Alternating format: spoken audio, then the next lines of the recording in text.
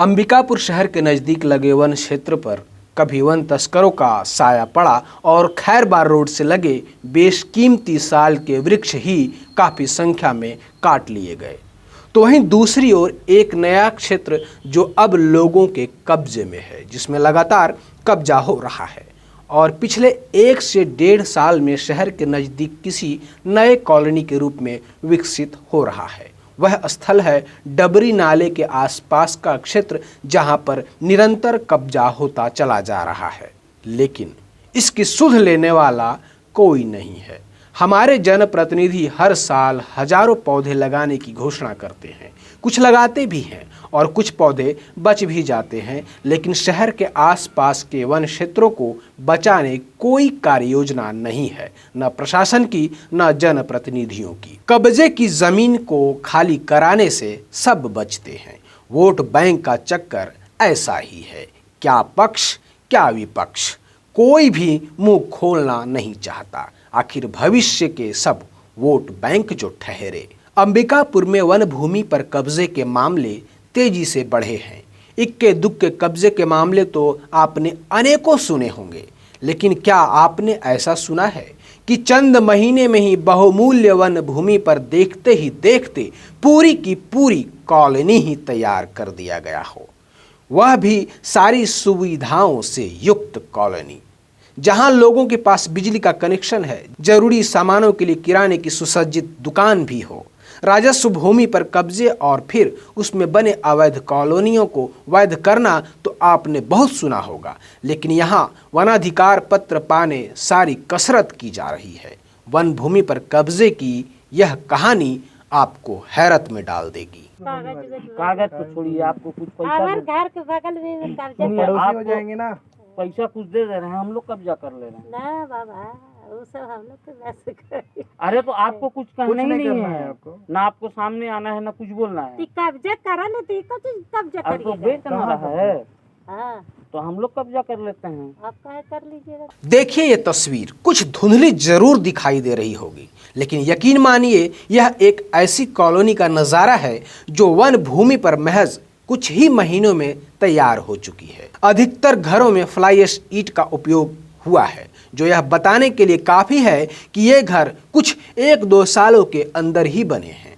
अंबिकापुर में महामाया मंदिर से कुछ 100 मीटर के करीब स्थित यह जमीन कुछ महीनों पहले तक हरे भरे पेड़ों से सुसज्जित था, लेकिन कुछ लोगों की नज़र इस पर ऐसी पड़ी कि पेड़ों के जंगल की जगह कुछ ही वक्त में कंक्रीट की जंगल में तब्दील हो गई।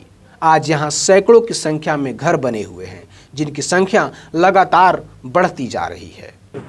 अमेरिकापुर में भुला जाइए, पट्टा वाला जमीन बहुत कम मिलता है। नहीं है, सब आदिवासी का जमीन हर जगह कब्जे करल मिलता है, साइते जगह जमीन मिलता है पट्टा वाला। इसे देखने के बाद जेहन में पहला सवाल उठता है कि शहर से इतनी नज़दीक खूबसूरत जंगलों का सफाया कर बन रही अवैध कॉलोनी पर आज तक कैसे किसी की नज़र नहीं पड़ी।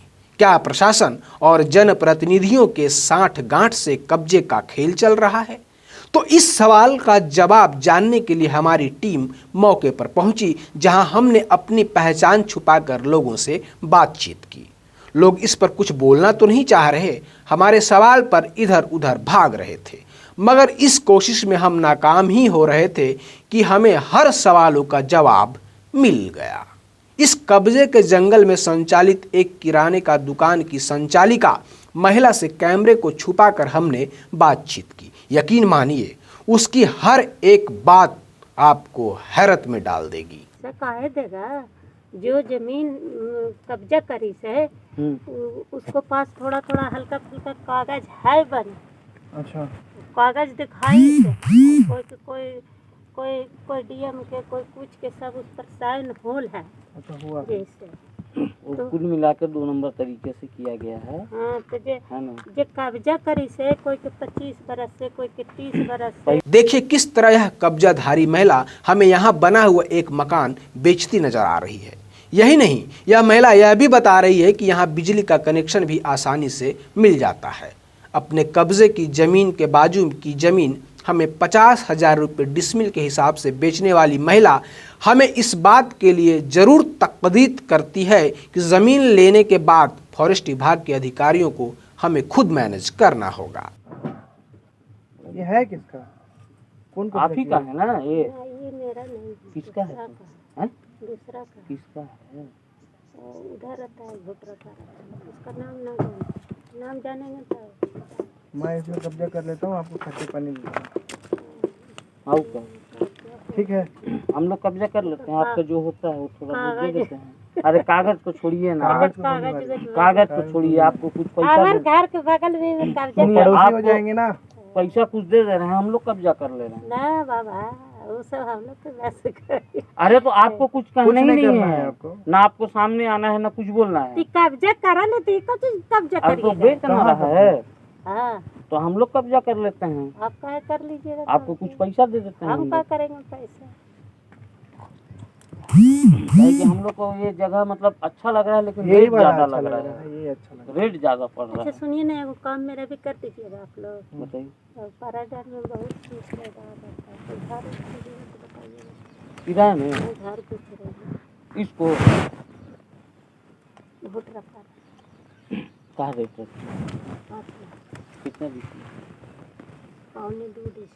कब्जा है कि पट्टा? नहीं वो पत्ता वाला है, वो पत्ता पट्टा। वाला। घुटरा पारा मैंने देखा। में अमेरिकापुर में भुला जाइए, पट्टा वाला जमीन बहुत कम मिलता है। नहीं है सब आदिवासी का जमीन हर जगह कब्जे करल मिलता है, साइते जगह जमीन मिलता है पट्टा वाला। यही नहीं, महिला यह भी बताती है कि इस जमीन पर उसका नहीं किसी अन्य व्यक्ति का कब्जा है, लेकिन उस कब्जाधारी ने उसे जमीन बेचने का अधिकार दे रखा है। जब हमने जमीन की कीमत कम करानी चाहिए तो सुने महिला ने क्या कहा।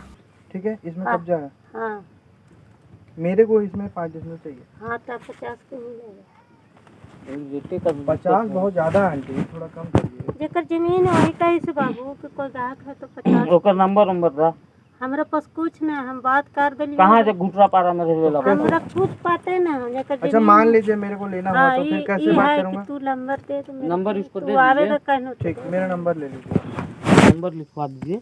जब हमने उस जमीन की कीमत कम कराने का दबाव डाला तो महिला ने हमें एक और जमीन दिखाई जो इस अवैध कॉलोनी के बीचों बीच गड्ढे नुमा आकार का दूर से नजर आ रहा था।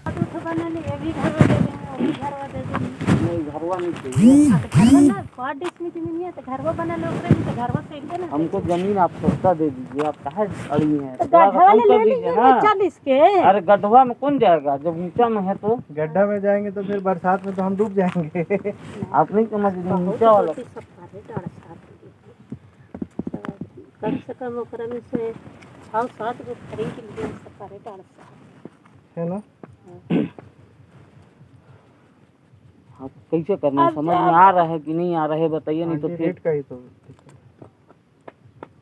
बता सब दिया। कब्जा किए हैं, हम लोग भी कर लेते हैं साला कहीं ना कहीं। हाँ, इस बातचीत के दौरान जब हमने उस महिला से पूछा कि यदि हम उस जमीन पर कब्जा कर लें जिसे वह हमें बेचना चाहती है तो क्या होगा, इसके जवाब में उसने क्या कहा। आपको कुछ पैसा हमारे दे, घर के बगल में कब्जा सुनिए, पड़ोसी हो आपको जाएंगे ना। पैसा कुछ दे रहे हैं, हम लोग कब्जा कर ले रहे हैं। ना बाबा, वो सब हम लोग तो वैसे करें। अरे तो आपको कुछ कहना कुछ ही नहीं नहीं करना है, है आपको। ना आपको सामने आना है ना कुछ बोलना है। कब्जा करा लेते तो कब्जा अब तो करिएगा। बेच ना रहा है हाँ, तो हम लोग कब्जा कर लेते हैं, आप कहे कर लीजिएगा। आपको कुछ पैसा दे देते हैं। हम हम क्या लोग करेंगे पैसा? महिला से हुई बातचीत से यह बात तो साफ हो गई थी कि इस अवैध कॉलोनी के बारे में वन विभाग के अधिकारियों को जानकारी जरूर है।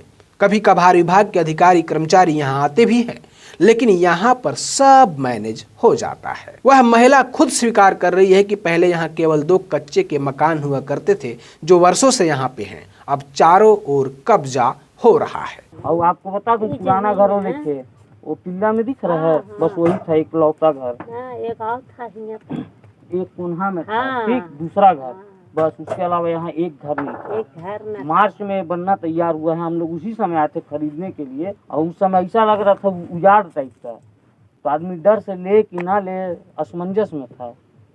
और बताइए अभी 8 महीना बीता नहीं कि माँ का भर गया।